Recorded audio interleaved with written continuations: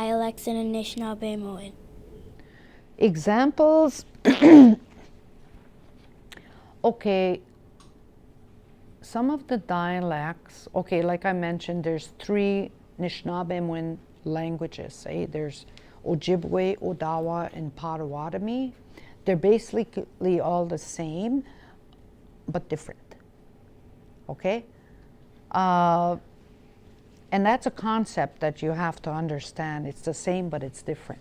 You know, it's a difficult concept to understand. But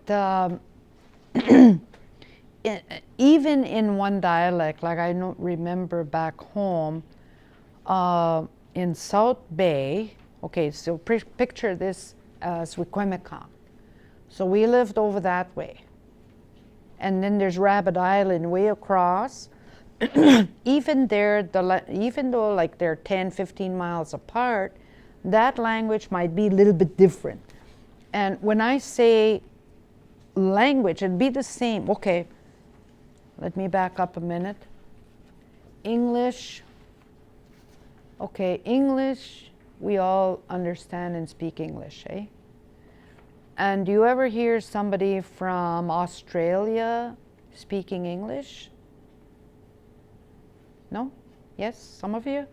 Well, they sound different, but they are speaking English, okay? Somebody from England, like Queen Elizabeth, okay, when she speaks English, she sounds different. And then there's, if you go, okay, so that's one thing. They may sound different, okay, but they're not different.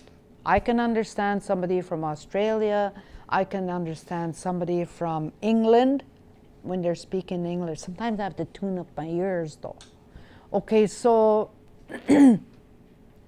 it's the same thing with our language, our Anishinaabe language. Ojibwe sounds a little bit different. The rhythm of the language changes from location to location. Okay, so somebody from Eastern Canada or Eastern Ontario, like Peterborough area, they kind of sing when they're speaking the language. I can understand them perfectly. And then some are kind of, they just float along like it kind of in a monotone. And then another language might, they pronounce every little syllable. They don't drop the vowels like bean diged, I say bean diged for come in. Okay? So another, the Ojibwe person might say bean diged. Okay? So every little, we're known as the vowel droppers, as people from Manitoulin Island. So some people, they speak, that's the way they speak. So that's the dialect difference. Some words might be different, like we say pubwin for chair, and another dialect might say decibowin.